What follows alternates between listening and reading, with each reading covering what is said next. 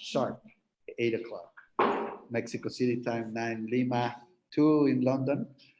It's a pleasure to introduce to all of you my friend, colleague, and fighter of sustainability in the seafood sector for a long, long time, Nicolas Guichoux.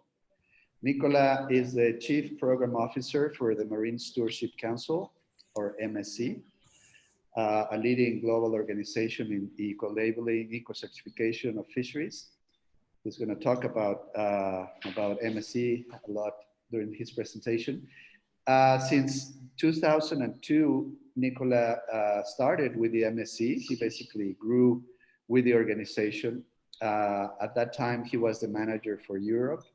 And in 2007, he was the manager of the efforts of MSC in Europe.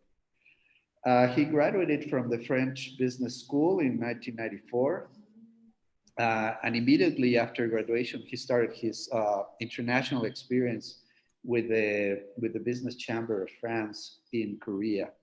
So he started developing experience in the Asian market since then.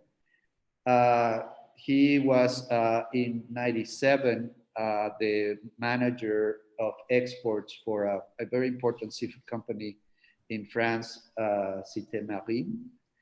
And currently he is part of the MSC in the executive committee, and under his supervision is the development and implementation of the global strategy of MSC.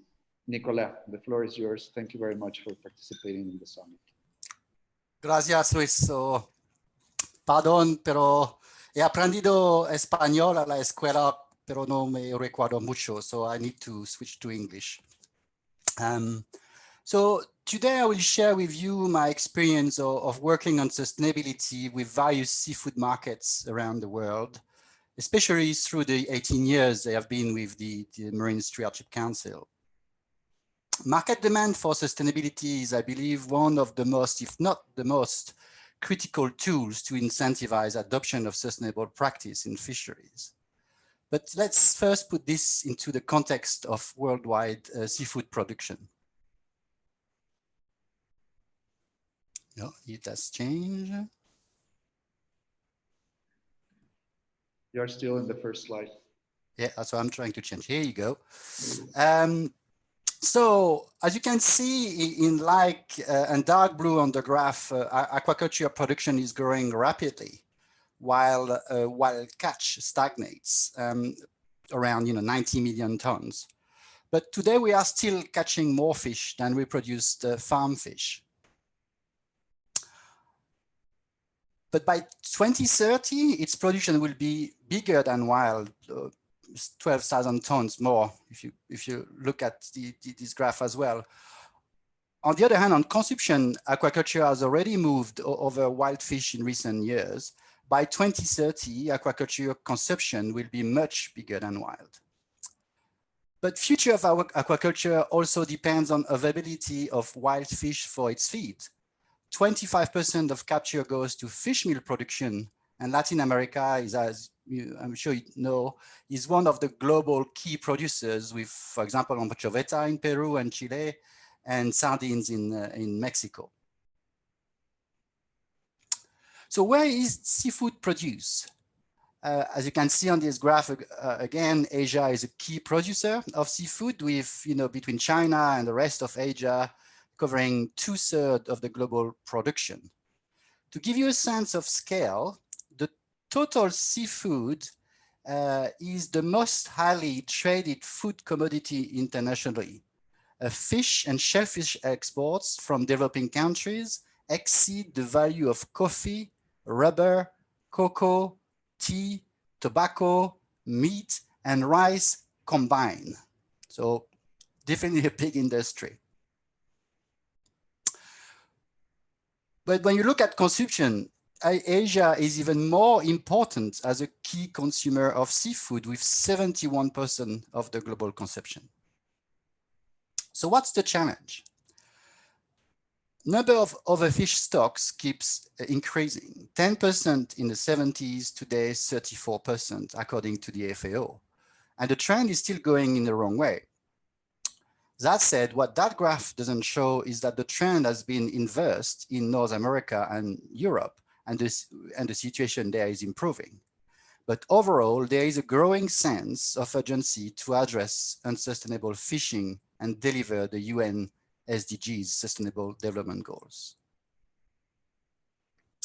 This is the main reason why MSC was created in the late 90s to tackle the global challenge of unsustainable fishing through a certification and eco-labeling program, and also safeguard seafood supplies for the future generation. So how does this work? The concept is quite simple. If buyers and consumers require the seafood to be sustainable, this will create incentives for fisheries to demonstrate their sustainability or make improvements. Those fisheries which get a market advantage for doing this will compete better over those who don't, therefore putting pressure on them to also demonstrate sustainability or improve, creating a snowball effect or virtuous circle of improvements. That's what we call the theory of change, in which markets are the key drivers. But 20 years ago, we didn't know if this would work. Indeed, 20 years ago, the situation was very different than today when it comes to environmental awareness. Most consumers and corporate seafood buyers did not really think about sustainability when purchasing fish. I remember presenting our concept in the early 2000s to seafood teams of the largest retail groups in Europe. They were very skeptical, concerned about the added costs this would bring, and did not even think it would work. To quote one of them, consumers are not asking for sustainability and never will. It's all about price and quality. That's what we focus on. I wish I had recorded this conversation at the time. Fortunately, I also met more visionary businesses such as Unilever, Sainsbury in the UK, Lidl in Germany, Coop and Migo in Switzerland, and few other. I can't really name them all. They decided to embrace our concept very early. Taking leadership on such a crucial issue for seafood supply was more important than waiting for consumers to ask. But why did they commit? This is all about ESG leadership. It was obvious to me when I decided to join the MSC that sustainable development would become a must, not just a nice to have. With a fast-growing world population, 2 billion in 1900, 7.5 billion today, and 10 billion people on Earth in 2050, the pressure on our natural resources will keep increasing. This is quite logic. It's quite impressive when you see actually that graph in the middle of this slide. The only solution, therefore, is to manage our resource sustainably. For fisheries, it is about eradicating overfishing. Businesses who committed early also understood this.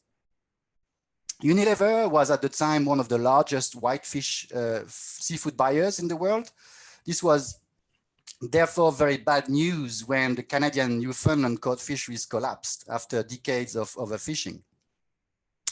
40,000 people lost their job, communities were devastated, and cod are still already come back to this day. Unilever had to find a solution. They could not see this happening in other fisheries they source from. Hence, they approached WWF to set up the MSC in 1997, and MSC became independent in 1999. Unilever approached the suppliers to get them in the program. So New Zealand Hockey and US Alaska Pollock were the first to get MSC certification. Norwegian Sace followed a few years later. But now the question for Unilever were, will this work? Will anyone care that we do all this work? So I really like to use the example of Guichoux in Germany to illustrate this. Guichoux is a leading frozen food brand and was owned at the time by Unilever. The main species used by Guichoux is Alaska pollock, which is also one of the two main species consumed in Germany.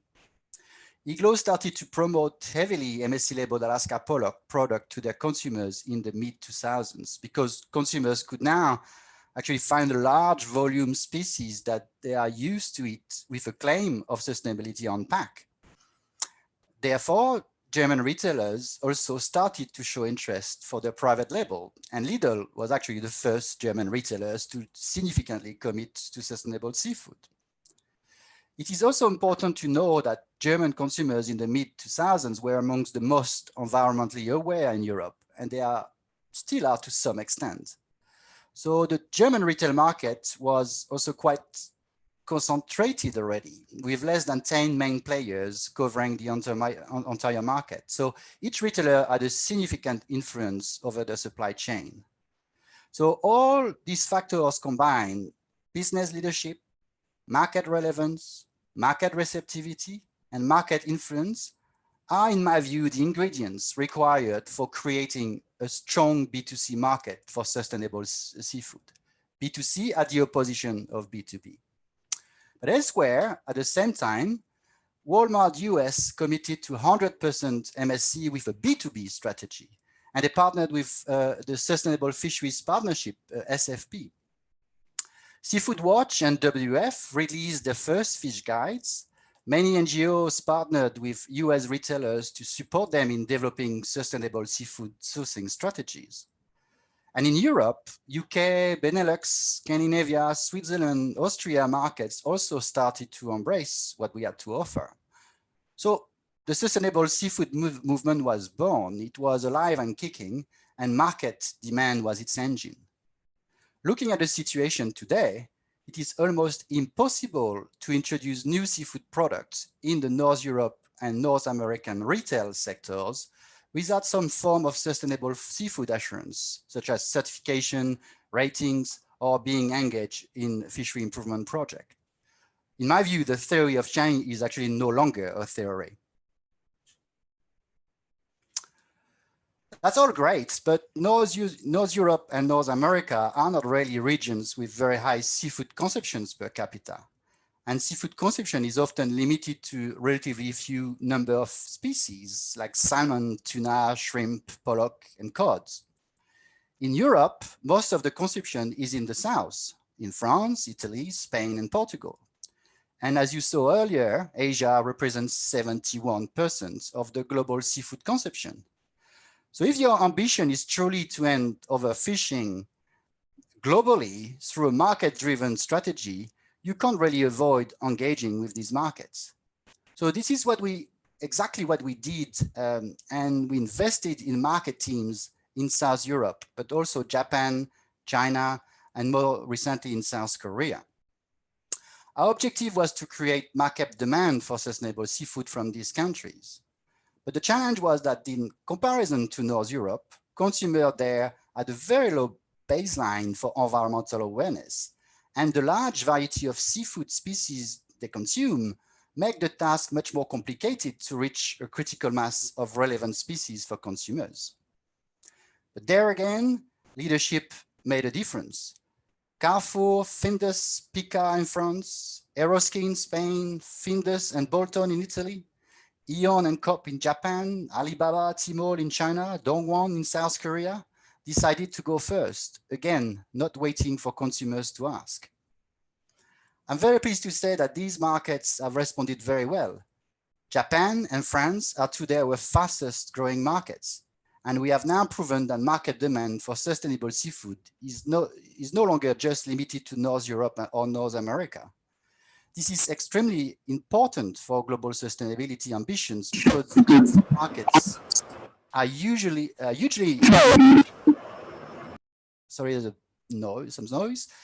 I said, this is extremely important for sustainability and our global sustainability ambitions because these markets are hugely influential and are creating incentives for many new fisheries to demonstrate sustainable practice because those fisheries are supplying species that are relevant for those markets and that may not be very relevant in North Europe or North America. So not surprisingly, MSC had more fisheries joining the program this year from Asia, Latin America, and Russia than in Occidental countries, so which is quite new for us.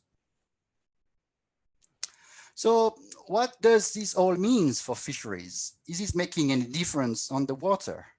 After all, this is what it's all about. Doing market work is just a means to an end, and the end is sustainable fisheries. At MSC, we have set up a program to monitor environmental progress made by certified fisheries.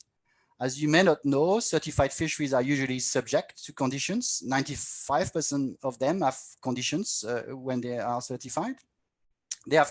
They need to complete these conditions within a certain time frame to further improve their performance and maintain the certificate. So if you look at the graph here, it shows you that scores against each main principle of the MSC standard have increased between initial assessment and first reassessment, showing improvements. And actually, many of these fisheries had already made progress before going for MSC certification, often through a fisheries improvement project. So it's likely that the amplitude of improvements over time is bigger than what you see on this graph. So we've recorded more than 1,700 improvements made by certified fisheries. They are very diverse. Some benefits ecosystem and habitats or bycatch and ETPs.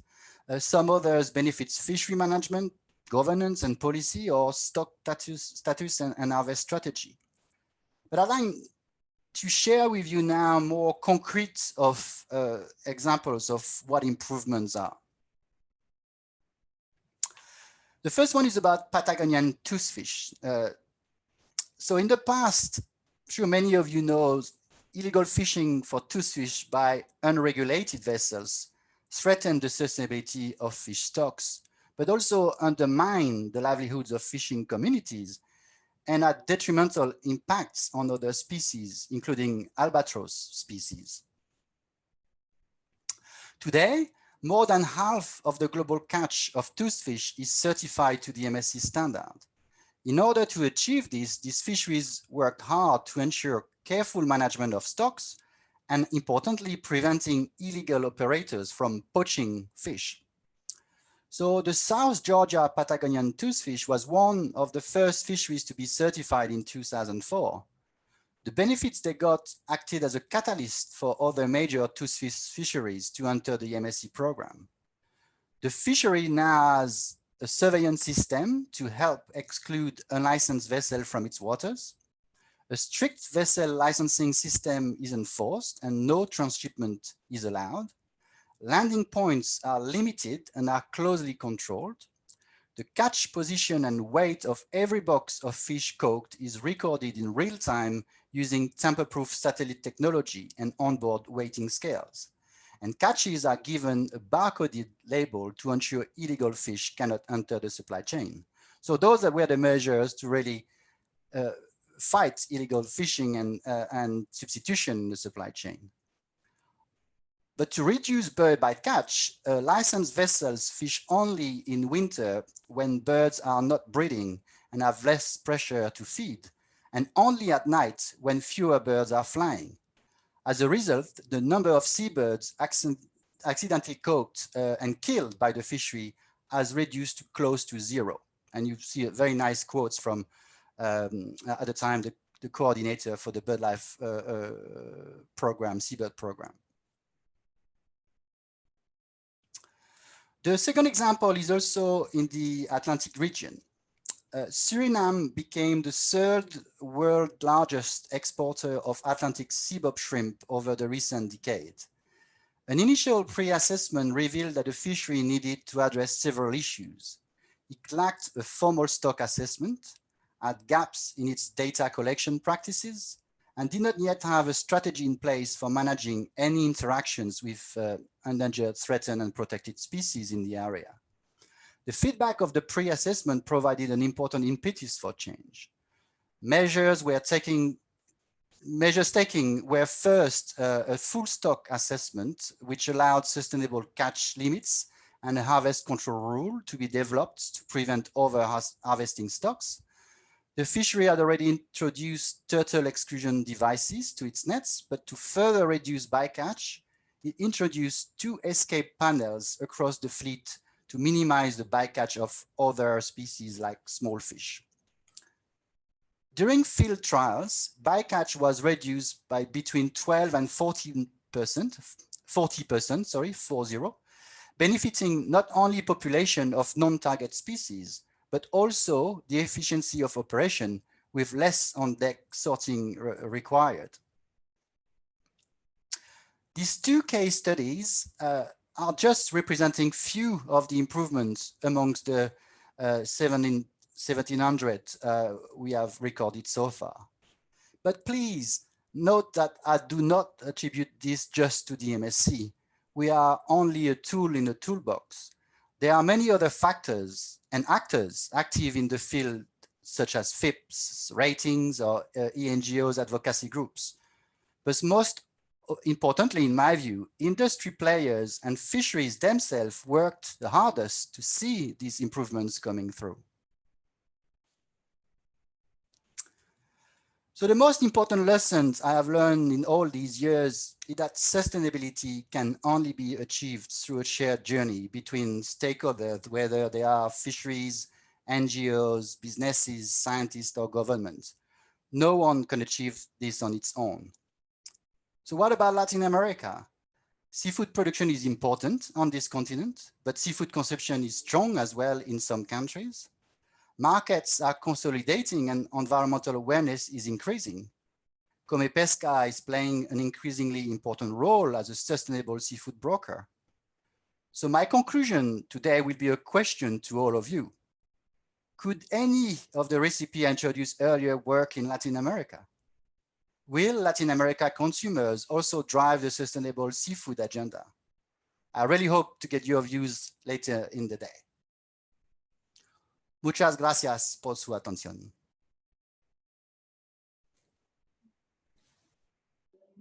Thank you very much, Nicolas, for your presentation.